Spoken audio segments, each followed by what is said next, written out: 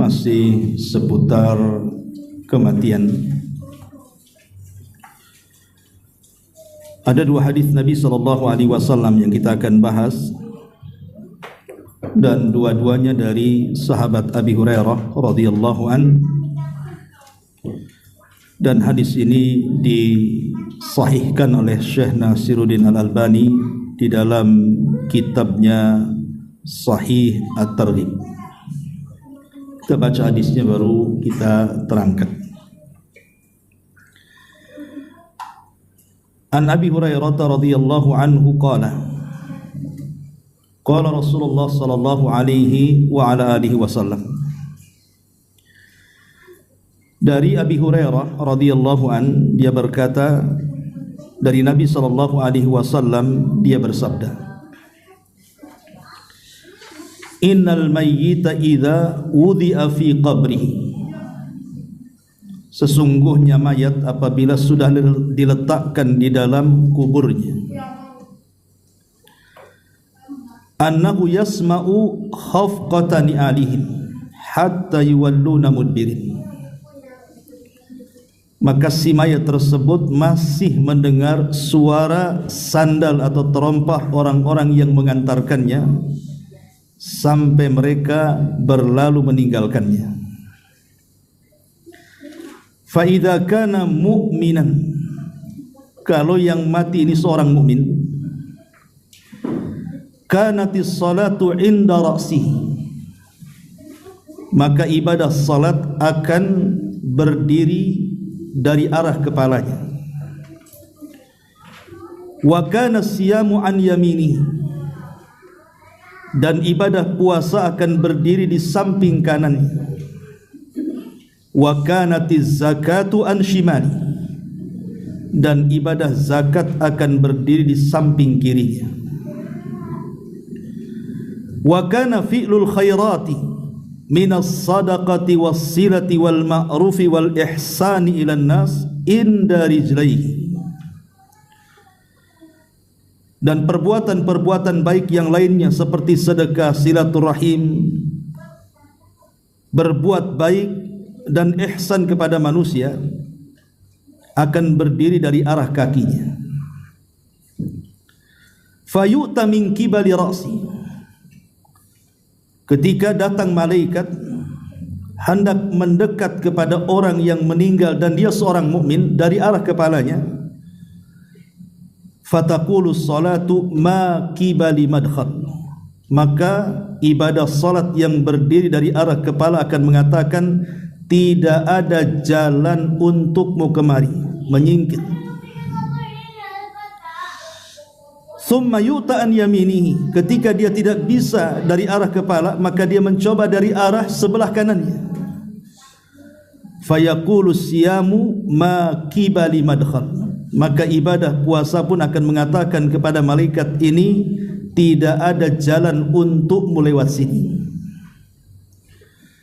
Summa yu'ta an yasari, maka malaikat ini berusaha mendatangi dari arah sebelah kirinya. Fataqulu zakatu, maka zakat akan berkata, ma kibali madkhal, tidak ada jalan untukmu. Summa yu'ta min kibali rijlaihi, maka malaikat pun berusaha mendatangi dari arah sebelah kakinya. Fayaqulu fi'lul khairat minas sadaqati was silati wal ma'rufi wal ihsan ilan nas ma kibali madkhal, maka berkata amalan-amalan kebaikan dia dari sedekah, silaturahim, berbuat baik dan ihsan kepada manusia juga akan mengatakan tidak ada jalan bagimu. Fayuqalu, maka dikatakan kepada si mayat yang meninggal dalam kondisi mukmin ini, ijlis fayajlisu, duduklah kamu, maka dia pun duduk. Qad muthilat lahu syamsu, maka dibayangkan kepadanya seolah-olah matahari hampir terbenam. Wa qad udhidat lil ghurub, dan sudah diizinkan untuk terbenam. Fayuqalu lahu, maka dikatakan kepada orang ini, ara'aituka hadzal ladzi kana kibalakum, bagaimana pendapatmu wahai fulan tentang orang yang ada di hadapan kamu? Maka dia mengatakan, fayaqul, maka dia mengatakan, da'uni hatta usalli, jangan ganggu aku. Ini sudah asar dan mendekati terbenamnya matahari, aku mau salat. Fayuqal, maka dikatakan kepadanya, sataf'al, engkau akan melakukannya. Walakin akhbirna amma nas'aluka anhu, tetapi tolong jawab dulu apa yang kami tanyakan kepadamu. Ara'aituka hadzal rajul alladzi kana kibalakum, bagaimana menurut kamu tentang orang yang di hadapanmu itu? Maka dia mengatakan, di hadapan suara itu, fayaqulu Muhammadun, dia adalah Muhammad. Ashhadu annahu Rasulullah wa annahu jaa bil haqqi min indillah, aku bersaksi dia adalah utusan Allah, dan aku bersaksi dia adalah orang yang datang dengan kebenaran dari sisi Allah. Fayuqalu lahu, maka dikatakan kepadanya, ala dzalika hayyita wa ala dzalika mitta wa ala dzalika tub'atsu insyaallah. Kemudian dikatakan kepadanya, karena itulah ketika engkau sudah bersaksi bahwa dia adalah Muhammad dan apa yang didatangkannya sebuah kebenaran, karena itulah engkau hidup, karena engkau itulah engkau mati, dan karena itu pula engkau akan dibangkitkan jika Allah berkehendak. Summa yuftahu lahu babun min abwabil jannah, tiba-tiba dibukakan padanya pintu dari pintu-pintu surga. Fayuqalu lahu, dikatakan kepadanya, hadza maq'aduka wa ma'addallahu laka fiha law asaita fayazdadan ghibtatan wa surura. Kemudian dikatakan kepadanya, setelah diperlihatkan pintu-pintu neraka, dibukakan padanya pintu-pintu neraka, dia mengatakan, inilah tempat dudukmu dan inilah apa yang dijanjikan Allah untukmu jika engkau bermaksiat. Maka dia pun bertambah bahagia dan senang. Summa yuftahu lahu abwabul jannah, kemudian setelah itu dibukakan pintu surga kepadanya. Fayuqalu lahu, maka dikatakan kepadanya, hadza maq'aduka wa ma'addallahu laka fiha, inilah tempat yang sesungguhnya untukmu dan apa yang Allah Subhanahu wa taala janjikan untukmu. Maka dia pun bertambah bahagia dan senang. Summa yufsahu lahu fi qabrihi sab'una dira'ah, tiba-tiba kemudian kuburannya diluaskan sepanjang 70 hasta. Wa yunawwaru lahu fi, bahkan diterangi lagi kuburannya. Wa yu'adul jasad lima budi'a minhu fatuj'alu nasmatuhu fi nasamit tayyibi wa hiya tayrun tu'allaku min syajaril jannah. Maka kemudian ruhnya dijadikan oleh Allah Subhanahu wa taala dengan sesuatu yang sangat baik sekali, seperti burung yang tergantung di pohon-pohon surga. Fadzalika qauluhu, itulah makna firman Allah Subhanahu wa taala, yuthabbitullahu alladhina amanu bil qauli tsabiti fil hayatid dunya wa fil akhirati. Allah meneguhkan ucapan orang-orang yang beriman dengan jawaban-jawaban yang mantap, baik dalam kehidupan dunia ataupun kehidupan akhirat. Dan begitu seterusnya, hadis ini panjang sekali. Kemudian hadis yang kedua masih dari sahabat Abi Hurairah radhiyallahu an dan disahihkan oleh Syekh Nasiruddin Al-Albani rahimahullahu taala. Yu'tar rajulu fi qabrihi, akan didatangkan seorang laki-laki di dalam kuburnya, atau seseorang baik laki-laki atau perempuannya di dalam kuburnya.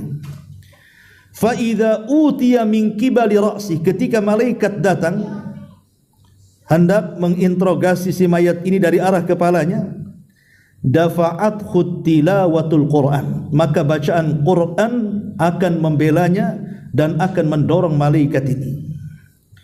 Wa idza utiya min qibali yadayhi, ketika malaikat ini tidak bisa dari arah kepala, maka malaikat akan mengarah dari sebelah sisi kanan kiri dari kedua tangannya. Kemudian dafa'athu as-sadaqatu, maka sedekah akan menghalaunya, akan membelanya.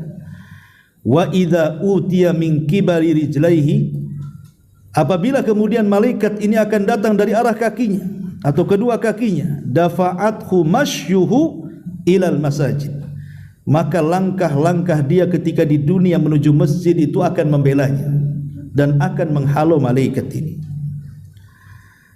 Ma'asyiral muslimin wal muslimat rahimani wa rahimakumullah. Baik, kita akan jelaskan dua riwayat ini. Di sini Nabi sallallahu alaihi wasallam menjelaskan kepada kita tentang hal ihwal, kondisi gaib. Berarti kewajiban kita harus beriman.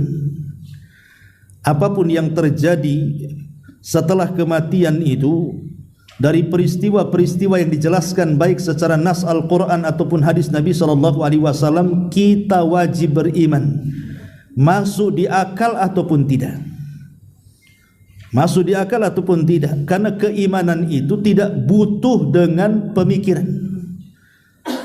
Keimanan dengan yang gaib itu hanya butuh sami'na wa ata'na saja, kita mendengar dan kita taat, selesai. Sebab tidak bisa kemudian perkara-perkara gaib ini disamakan dengan perkara-perkara yang nyata kondisinya. Seperti ada orang yang berusaha kemudian menggali macam mana kehidupan kuburan, akhirnya pasang CCTV. Ada orang mati, diletakkan CCTV. Kemudian ditongkrongi 24 jam, mana mungkar nakir tak nampak. Ya. Katanya ada mungkar nakirnya. Tak ada pun suara-suara tanya siapa Rabbmu, siapa Nabimu, apa, tak ada, tidak bisa dibayangkan. Kenapa? Karena kehidupan dunia dengan kehidupan barzah itu, alam kubur itu sudah terbenteng. Sehingga penduduk kubur itu kalau sudah masuk ke alam barzah, dia tidak tahu apapun tentang orang-orang yang di atas muka bumi itu. Tidak tahu apa-apa, mendengar pun tidak. Kecuali mereka hanya bertanya kepada orang-orang yang baru mati saja. Jadi orang-orang yang lama di dalam kubur itu, mereka tidak tahu apa yang terjadi yang di atas permukaan bumi itu, tidak tahu sama sekali. Kenapa? Karena Allah yang mengatakan wa mi waraihim barzahun ila yaumi yub'atsun. Di belakang mereka itu ada barzah. Barzah itu artinya dinding ataupun benteng pemisah antara alam kubur dengan alam dunia. Jadi kalau orang sudah masuk kuburan, dia tidak tahu apa-apa soal dunia. Mendengar pun tidak. Innaka la tusmi'ul mauta. Kau tidak bisa memperdengarkan orang yang sudah mati.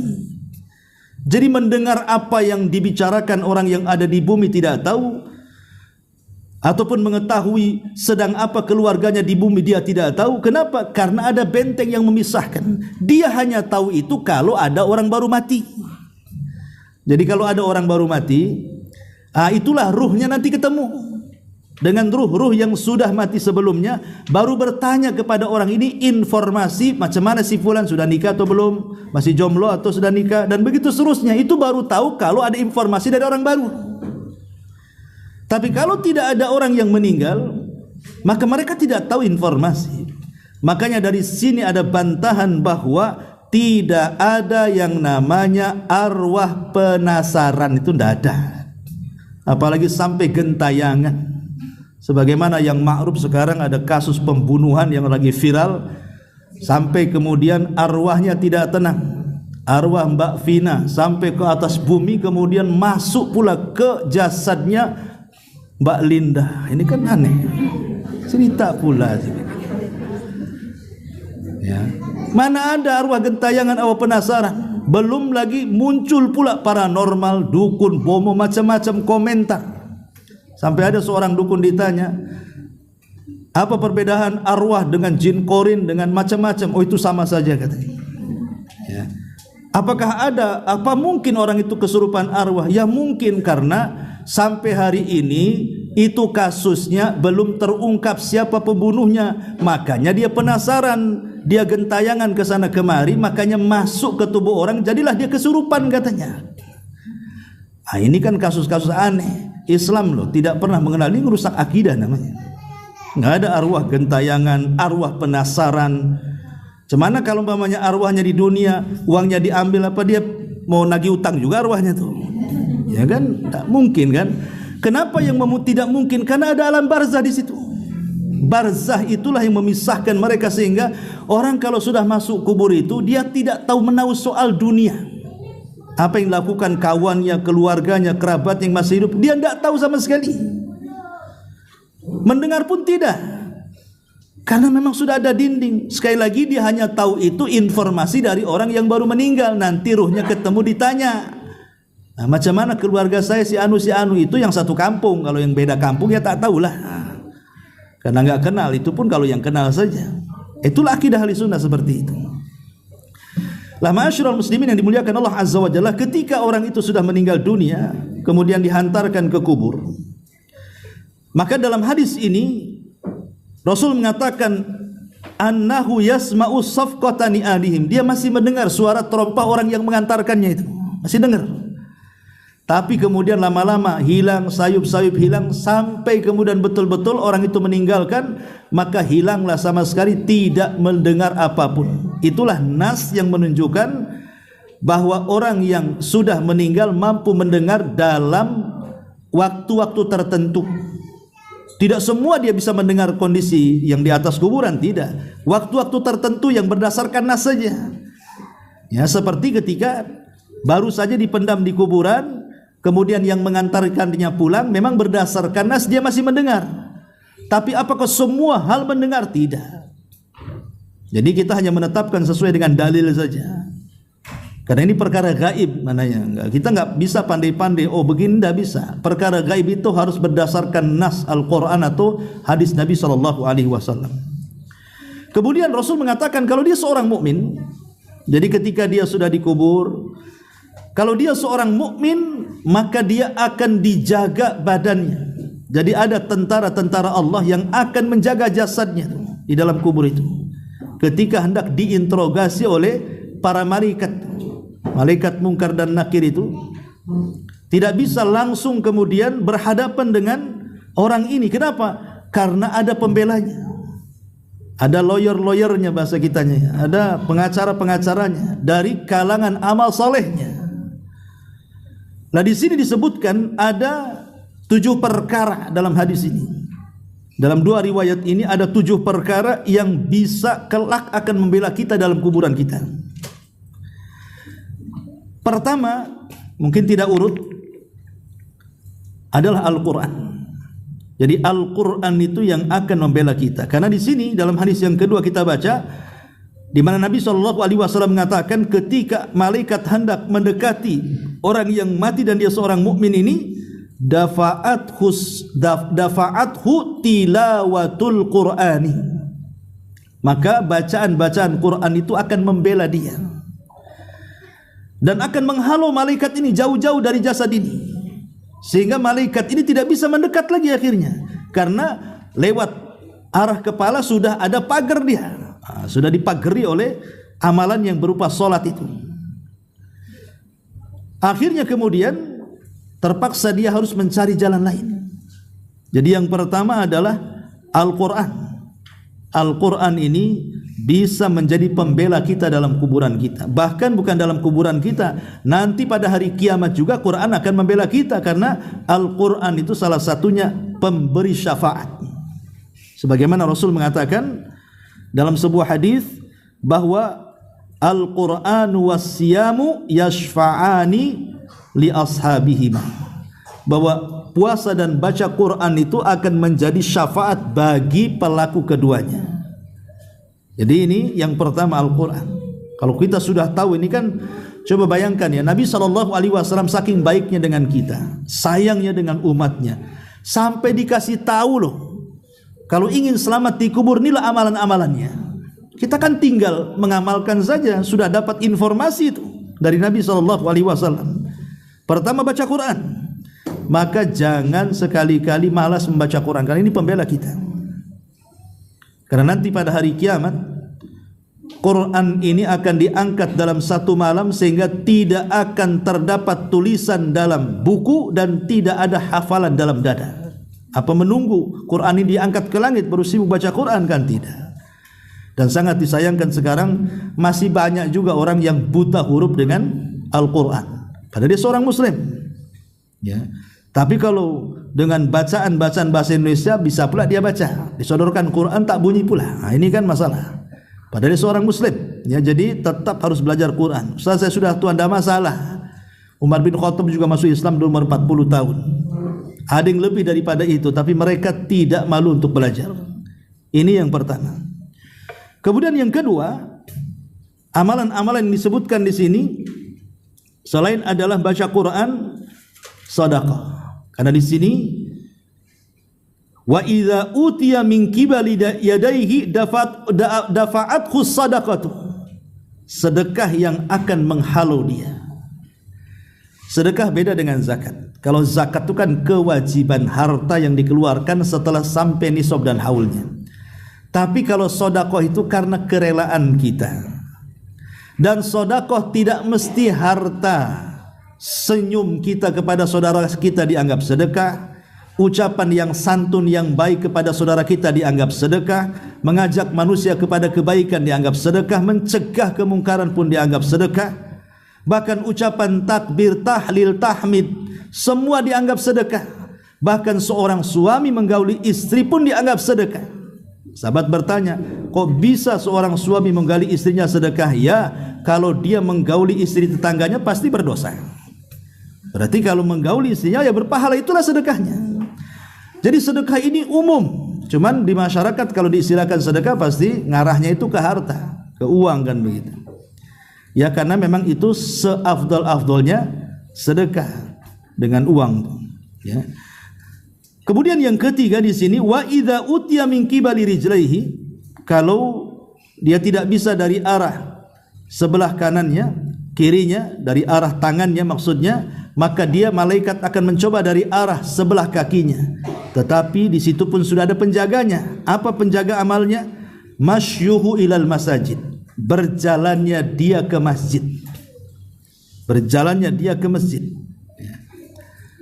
Jadi dahulu di zaman para sahabat Nabi SAW, jadi ada sebuah kabilah di zaman Nabi SAW itu, namanya kabilah Bani Salamah. Kabilah Bani Salamah ini tempatnya jauh dari masjid. Jadi kalau ke masjid itu jalan kaki cukup jauh. Akhirnya kemudian karena setiap hari harus berjalan minimalnya 5 kali kan sehari itu, kelelahanlah mereka. Sehingga mereka berniat untuk pindah rumah. Kalau bisa rumahnya cari yang dekat-dekat masjid lah kan gitu. Tetapi perkara ini sampai kepada Nabi SAW. Apa kata Nabi SAW? Ya Bani Salamata, diyarakum tuktab atharukum, diyarakum tuktab atharukum. Wahai Bani Salamah, ingat perjalanan kalian dari rumah-rumah kalian sampai ke masjid ini, semua ada bekasnya, semua ada pengaruhnya, semua ada pahalanya. Ketika mendengar hal itu, tak jadi Bani Salamah cari rumah di sekitar Masjid Nabawi, karena menganggap setiap langkah kaki dia dari kabilah Bani Salamah yang jauh sampai ke Masjid Nabi itu ada pahalanya. Jadi dihitung pahala gitu ya. Makanya mereka nggak jadi pindahkan gitu ya. Dan itu menunjukkan mereka paham bahwa berjalan ke masjid itu pahalanya besar. Apalagi didukung dengan hadis yang kita baca. Di antara hal yang bisa membela kita di kubur itu adalah perjalanan kaki kita menuju masjid. Ini yang ketiga. Kemudian yang keempat, hadis yang pertama yang kita baca di sini, bahwa di antara amalan yang bisa membela kita pada hari kiamat adalah salat. Karena di sini, fa in kana mu'minan kanatis salatu inda rasi. Kalau dia seorang mukmin, maka salat ada di arah kepalanya. Berarti salat juga amalan yang bisa membela kita dalam kubur kita. Baik salat wajib ataupun salat sunnah. Semua salat. Ya, makanya rajin-rajin salat minimal, janganlah tinggalkan salat 5 waktu lah. Kalau memang malas salat sunnah, jangan sampai meninggalkan salat wajib.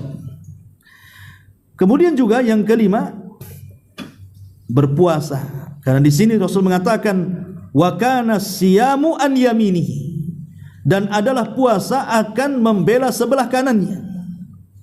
Dan ingat, puasa ini tidak puasa Ramadan saja, puasa ini kan banyak. Ada puasa sunnah Senin Kamis, ada Ayyamul Bid, ada puasa Daud, ada puasa nanti sebentar lagi Dzulhijjah, ya kan, tanggal 9 ya. Kemudian ada puasa Asyura nanti bulan Muharram. Jadi puasa ini banyak yang sunnah ini. Lah Nabi pernah mengatakan, man shoma yauman fi sabilillah ba'adallahu wajhahu anin nari sab'ina kharifah. Siapa yang berpuasa satu hari saja, ini umum ya, bisa sunnah bisa wajib, maka wajah dia dijauhkan dari api neraka itu sab'ina kharifah, 70 tahun perjalanan. Jadi kalau kita jalan kaki saja lah, nggak usah pakai kendaraan, selama 70 tahun nggak berhenti, itu kira-kira sampai mana tuh? Udah ngelingi dunia berapa kali tuh? Sejauh itulah neraka dari wajah kita dijauhkan. Itu baru satu puasa tuh. Gimana kalau dalam satu bulan itu banyak puasa kan? Karena puasa sunnah banyak ya. Maka itu saja keutamaan sudah jelas, dijauhkan dari api neraka. Dan puasa kelak juga akan menjadi lawyer atau pembela kita pada hari ketika kita berada di padang alam barzah. Kemudian yang keenam, fi'lul khairat. Fi'lul khairat itu pekerjaan-pekerjaan yang baik. Di antaranya sedekah tadi juga sudah masuk. Kemudian silaturahim. Ya, ini juga silaturahim yang keenam. Itu juga akan menjadi pembela kita pada hari kiamat. Kemudian yang terakhir, yang ketujuh adalah al-ihsan ilan nas, berbuat baik kepada manusia, berbuat baik kepada orang tua, berbuat baik kepada pasangan, berbuat baik kepada tetangga, berbuat baik kepada umumnya manusia. Maka jangankan kepada manusia, kepada hewan yang punya hati saja berbuat baik dapat pahala, apalagi pada manusia ya. Tapi jangan mendahulukan hewan dibandingkan manusia, seperti pencinta kucing itu. Tetangganya miskin-miskin, kucingnya pula harganya mahal-mahal, makanannya mahal juga. Dia mendahulukan kucingnya daripada tetangganya tuh. Itu tidak boleh. Boleh kita suka dengan kucing, tapi jangan sampai tetangga yang miskin, yang fakir sekitarnya itu hanya bisa melihat saja ya. Jadi itu harus dipahami. Taib, itulah 7 amalan yang akan membela kita.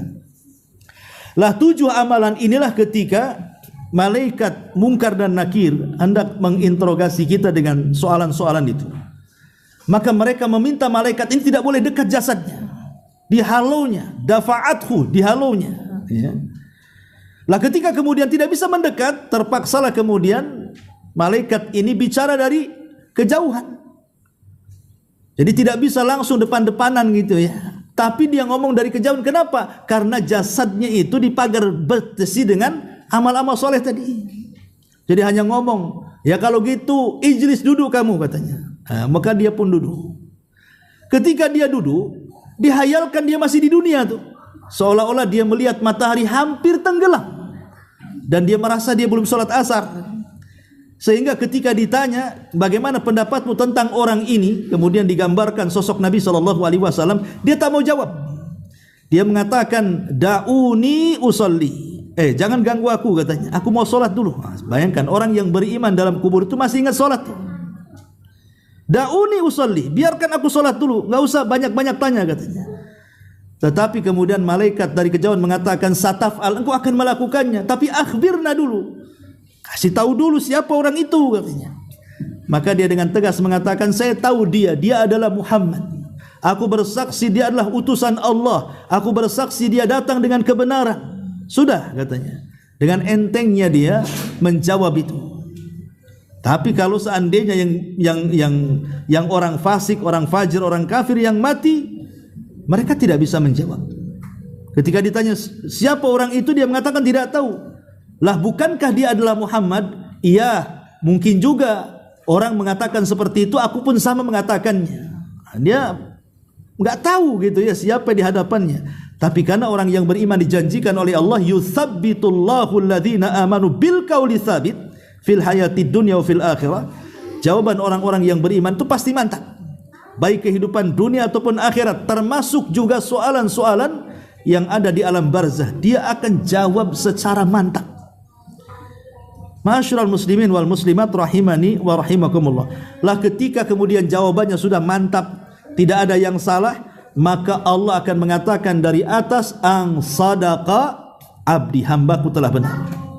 Kalau begitu bukakan pintu kepadanya dari pintu-pintu neraka. Dibukakan pintu neraka tuh.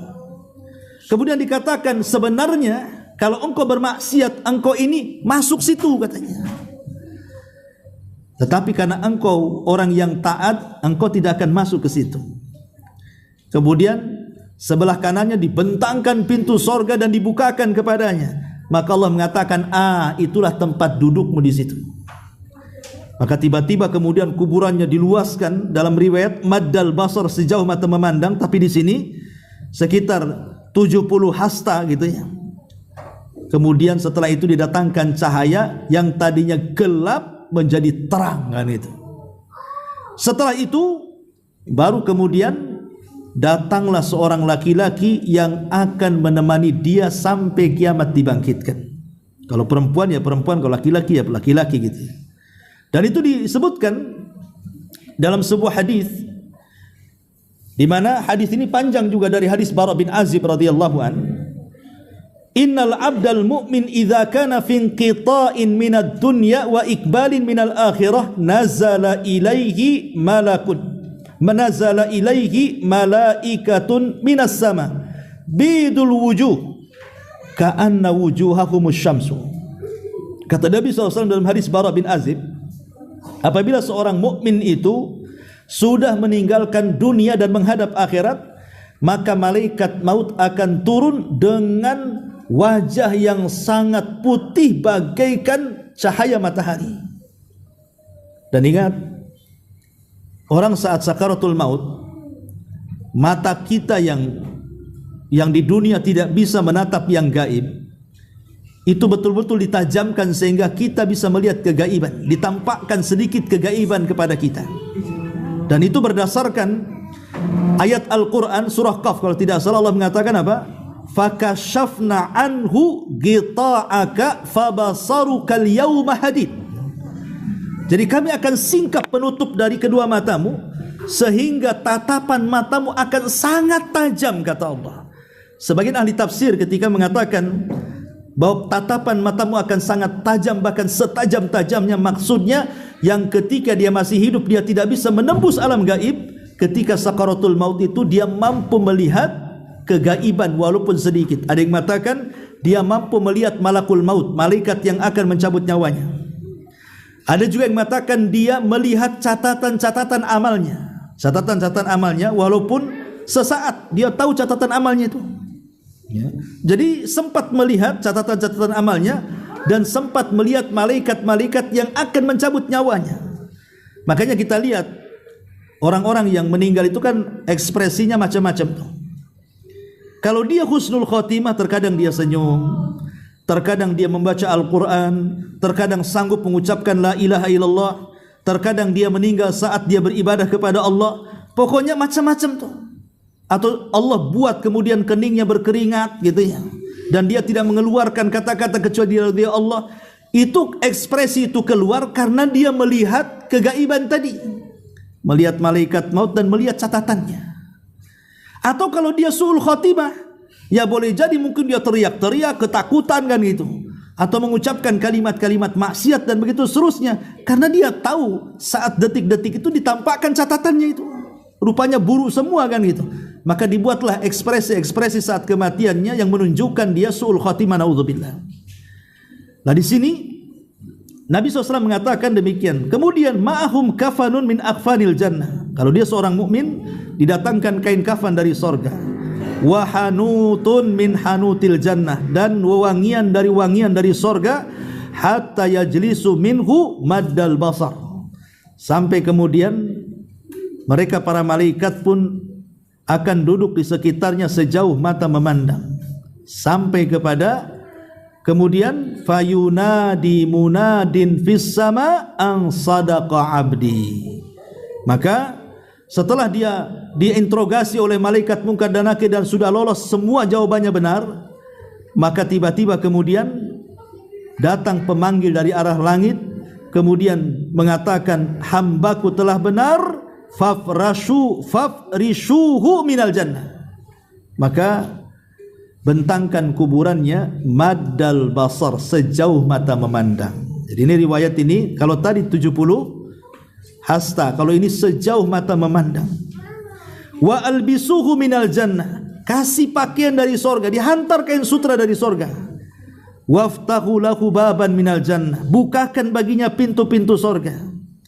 Fayatihi min rauhiha wa tayyibiha wa yufsahu lahu fi qabrihi maddal basari, maka akan datang kepadanya wangi-wangi yang harum dari sorga, semua masuk ke dalam kuburannya, dan kuburannya diluaskan seluas-luasnya sejauh mata memandang. Wa ya'tihi rajulun hasanul wajhi, di sini syahidnya, tiba-tiba datang seseorang yang sangat cakap kalau laki-laki, yang sangat cantik kalau perempuan. Kemudian tayyibur rih, sangat harum badannya. Fayaqul, dan dia mengatakan, abshir billadhi yasurruk, abshir billadhi yasurruk, berbahagialah dengan apa yang membuat engkau bahagia. Hadza yaumuka alladzi kunta tu'ad, inilah hari yang dijanjikan. Jadi kalau kita tahu di sini gambaran nikmat kubur, ya, di mana pintu sorga akan dibuka kepadanya, kemudian pakaian dari sorga, karena kan alam kubur itu kan apa namanya, yaumul intidhar, ya, hari penantian. Jadi alam kubur itu hari penantian. Kita kan hidup di 3 alam, alam dunia, alam barzah, dan alam akhirat. Lah alam kubur ini alam penantian. Tetapi walaupun di alam penantian menuju akhirat, terkadang kondisi di alam penantian itu jauh lebih lama dibandingkan di atas bumi. Coba, orang yang mati sejak zaman Nabi Adam, orang yang mati sejak zaman Nabi Adam, kan mereka ada dalam kuburan. Sudah berapa ribu tahun mereka dalam kuburan, sementara kiamat tadi kiamat-kiamat kan? Ya. Jadi terkadang waktu di alam barzah itu jauh lebih panjang dibandingkan waktu di alam dunia bagi kita. Atau jangan jauh-jauh lah ke Nabi Adam kan itu. Pamannya dari Nabi Isa saja yang meninggal dari zaman Nabi Isa sampai sekarang itu udah ratusan tahun lamanya. Ya, tetapi macam mana orang-orang yang beriman itu menanti sekian lama menunggu kiamat, kok bisa tahan mereka menanti? Rupanya orang-orang yang dalam kuburan dan dia seorang yang beriman itu, mereka menanti seperti tidurnya pengantin baru. Kata Rasul, nim naumatal arush, nim naumatal arush, tidurlah seperti tidur pengantin baru. Coba pengantin baru kalau tidur nggak terasa kan gitu, kecuali pengantin yang sudah expired, yang sudah lama, ya mungkin lama kali kan gitu. Kalau bisa jamnya diputar biar cepat subuh. Tapi kalau pengantin baru mana ada, yang ada lama terbentang, ini subuh, tahu-tahu subuh. Itulah tahu-tahu kiamat gitu maksudnya. Jadi ketika Rasul mengatakan nim naumatal arush, dia tidak terasa hidup dalam kubur walaupun jangka waktunya itu ribuan tahun. Karena seperti tidurnya pengantin baru, tahu-tahu subuh kan itu. Yang ini tahu-tahu kiamat pula kan itu. Sehingga tentu tidak lain karena kehendak Allah Azza wa Jalla. Tapi orang yang menemani orang ini, itulah yang menghibur orang ini. Sehingga dia tidak terasa dalam kubur karena ada temannya yang menghibur dia. Ketika sudah mendekati kiamat, barulah kemudian si mayit ini bertanya sama orang baik yang sudah menemani selama di kuburannya itu, siapa kamu ini sebenarnya? Kamu baik sekali kan itu. Maka orang ini mengatakan, ana amalukas saleh, sayalah amal solehmu. Sayalah amal solehmu, artinya sayalah solatmu, sayalah zakatmu, sayalah silaturahimmu, sayalah baca Quranmu, sayalah zikirmu, sayalah, dan begitu seterusnya. Jadi amal soleh itu membentuk manusia, itulah yang menemani kita. Ya, dan seolah-olah sebentar. Kalau kita ditemani pamannya ngobrol, kan ada waktu bosannya juga lah kan gitu ya. Kalau kita ada kawan datang ngobrol, sampai kapan kita betah ngobrol dengan dia? Pasti nggak betah kan gitu. Ada waktunya betah, ada waktunya tidak betah. Tapi orang ini membuat betah pula. Dan itu kehendak Allah Subhanahu wa taala, sehingga tanpa terasa tahu-tahu kiamat sudah dibangkitkan. Ketika kiamat hampir dibangkitkan, dia langsung mengatakan kepada Allah, ya Rabb aqimis sa'ah, tegakkan kiamat supaya aku bisa berjumpa dengan harta dan keluargaku kelak di sorga. Ya. Ma'asyiral muslimin wal muslimat rahimani wa rahimakumullah. Lah itulah gambaran-gambaran. Dari sini kalau kita paham, berarti orang yang sudah mati disibukkan dengan alam barzah, tidak mungkin naik ke atas. Tidak mungkin, mustahil. Orang kalau sudah dapat nikmat kubur, ngapain pula ke atas? Makanya ada hadis Nabi mengatakan, apabila orang masuk ke dalam sorga, maka seluruh penduduk sorga tidak ada satupun mereka yang bercita-cita ingin kembali ke dunia kecuali satu, orang yang mati syahid. Mereka mau balik ke dunia untuk berperang kedua kalinya, kemudian mati syahid kedua kalinya. Kenapa? Karena orang yang mati syahid itu tidak terasa saat kematiannya. Jadi seolah-olah sebelum mati sudah mati dia. Karena disenangkan saat kematiannya, makanya orang-orang yang mati syahid mau dia balik lagi. Tapi selain orang-orang yang mati syahid, tidak mau mereka itu balik ke bumi. Lah begitu juga orang-orang yang mendapatkan nikmat kubur itu kan sama kenikmatannya datang dari sorga, karena pintu sorga dibuka, kemudian diarahkan ke tempat dia. Maknanya nikmat kubur itu adalah nikmat yang luar biasa. Senikmat apapun kehidupan dunia, tidak ada apa-apanya dengan nikmat kubur. Orang kalau sudah merasa nikmat, ngapain pula ke dunia coba? Apalagi memang di situ ada barzah penghalang, tidak mungkin dia ke dunia.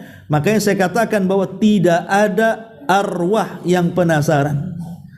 Tidak ada, mau ruhnya orang baik, mau ruhnya orang tidak baik, apalagi ruh tidak baik, oh makin sibuk disiksa sama malaikat dalam azab kuburnya kan. Mana sempat dia naik ke atas, dia aja disiksa. Dan tidak mungkin juga malaikat kemudian mengizinkan dia ke atas dulu kan, dia sedang dihukum. Cemana minta izinnya? Ya kan? Makanya saya katakan kasus-kasus yang sekarang beredar ini jangan merusak akidah. Tidak ada namanya arwah gentayangan, penasaran masuk ke tubuh orang, satu jasad dua ruh, itu tidak ada. Ya, sekali lagi nggak ada.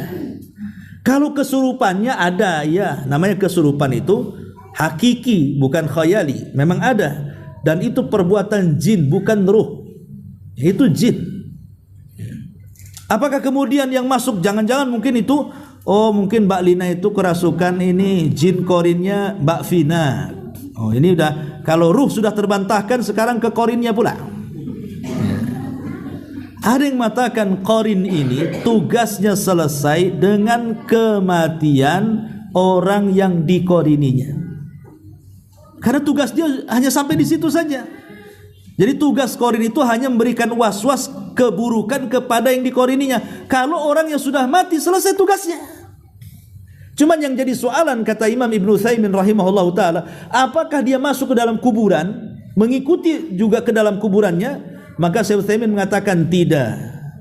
Itu pendapat yang kuat, tidak sampai masuk kuburan. Boleh jadi dia akan balik ke koloninya kalangan jin, kemudian menjadi penghamba iblis lagi. Tapi tugas dia selesai sampai di situ. Dan dia tidak akan masuk ke dalam kuburan. Kenapa? Karena tidak ada lagi amalan yang akan diberikan was-was sama dia. Orang sudah mati kan tidak ada amalan, yang ada hisab saja. Apa mau diwaswasi lagi dalam kubur? Idza mata ibnu Adam inqata amaluhu illa min thalathin, sadaqatin jariyah aw ilmin yuntafa'u bihi aw waladin salihin yad'u lahu. Kalau anak Adam meninggal, selesailah semuanya, terputus amalannya. Berarti tugas jin korin selesai. Ya. Apakah kemudian bisa merasuki tubuh orang sampai ada yang mengatakan mampu memanggil, loh, dipanggil malah. Dipanggil. Ini awalnya orang ini sadar, kemudian sebelahnya menampak kayak dukun gitu, entah mantra-mantra manggil korinnya si Eki yang mati itu. Kemudian dimasukkan ke badannya, kemudian diinterogasi. Ya, siapa yang membunuh kamu? Coba ceritakan macam mana awalnya sampai kau dibunuh. Coba singkap siapa para pembunuhmu. Bayangkan. Ya, bayangkan sampai lah. Ikhwan, para ulama mengatakan qarin itu syaitan. Kata Syekh Utsaimin, al-qarinu asy-syaitanu musallatun 'alal insani biidznillah azza wajalla. Qarin itu setan yang dikuasakan kepada tubuh manusia karena izin dari Allah. Artinya kalau seseorang, ini logikanya ya, Anda ngundang korin, kemudian dimasukkan ke dalam badan orang, berarti memasukkan setan kepada badan orang. Kemudian kita interogasi, maknanya kita sedang menginterogasi setan. Kira-kira nih setan kalau diinterogasi, dia benar apa jujur tuh? Setan kalau diinterogasi, ya tidak mungkin jujur lah setan diinterogasi. Pasti dia akan ngasih berita-berita yang aneh-aneh. Oh si anu pembunuhnya. Akhirnya apa? Yang tidak bersalah jadi bersalah, yang tidak harus dibunuh jadi dibunuh. Akhirnya orang yang tidak berhak di penjara masuk penjara. Itu memang setan seperti itu. Makanya aneh kalau seandainya kok hukum ditegakkan dari kegaiban. Tidak bisa. Kesurupan itu jangan dipakai hukum, karena kesurupan itu datang dari setan. Setan itu pasti informasinya jahat semua. Dia nerka-nerka saja kan. Maka ini juga jangan sampai kemudian yang sekarang lagi viral ini mengakibatkan rusak akidah kita. Nggak ada ruh kesurupan. Kalau kesurupannya ada, ya setan itu yang masuk ke badan dia. Masuk ke badan dia, kemudian sok tahu nyebut nama-nama anu. Nggak ada di zaman sekarang ini. Kalau seandainya orang interogasi jin itu ya, untuk mengatakan ucapannya benar itu siapa? Yang memberikan rekomendasi bahwa ucapan ini benar itu siapa? Kalau di zaman Nabi kan Nabi yang mengatakan oh iya benar. Itu Nabi yang ngomong. Seperti mamanya pencuri zakat di Baitul Mal, ditangkap sama Abu Hurairah. Kemudian kata orang ini, lepaskanlah Abu Hurairah, saya ini keluarga saya susah. Sebagai imbalannya ku ajari kamu ayat kursi. Kalau kau baca nggak akan dekat-dekat setan sama kamu. Besoknya datang kepada Nabi. Kata Nabi, hei Abu Hurairah, tahu nggak orang yang kau tangkap semalam itu? Nggak tahu, itu setan katanya. Yang ngajari kamu ayat kursi setan. Tapi sodaqahu wa huwa kadzub. Sodaqaka wa huwa kadzub. Khusus masalah ini dia benar. Maksudnya mengajarkan ayat kursi sebelum tidur, ini benar. Tapi yang lainnya dia itu pendusta. Ya, jadi Rasul hanya membenarkan satu kan, tapi mendustakan yang lainnya. Nah di zaman Rasul itu kalau umpamanya ya iya Rasul yang mengatakan ini benar, ini salah. Loh di zaman sekarang siapa yang ngasih rekomendasi bahwa ucapan itu benar? Nabi sudah nggak ada. Ya paling kita cocokkan aja dengan Quran Sunnah. Kalau memang ucapannya sesuai Quran Sunnah, ya insya Allah itu benar kan gitu. Tetapi kalau sudah melenceng kemana-mana, ya itu batil, namanya jin. Makanya orang ketika meruqyah itu ada adabnya. Di antara adab peruqyah itu jangan banyak ngobrol sama jinnya. Apalagi kenalan, ngajak bisnis, ini tambah lagi. Itu dukun tuh. Ya. Jadi tidak boleh. Rasul itu hanya ngasih cuman satu kalimat kalau lagi ngeruqyah itu apa? Ukhruj ya aduwallah. Baca Quran terus, kali-kali katakan keluar wahai musuh Allah. Itu saja. Nggak boleh tanya macam-macam, karena mereka itu pendusta. Makanya nggak perlu diajak dialog. Nggak perlu diajak dialog. Itu cara meruqyah saja seperti itu. Ini nggak diruqyah tapi diinterogasi kayak wartawan. Nggak ada baca Quran dia. Nanya siapa bunuhnya, di mana, disebutkan tuh satu. Seolah-olah paling benar pula dia. Ini kan mengacau suasana namanya. Mengakibatkan akhirnya ya, banyak kasus-kasus yang lain tertutup.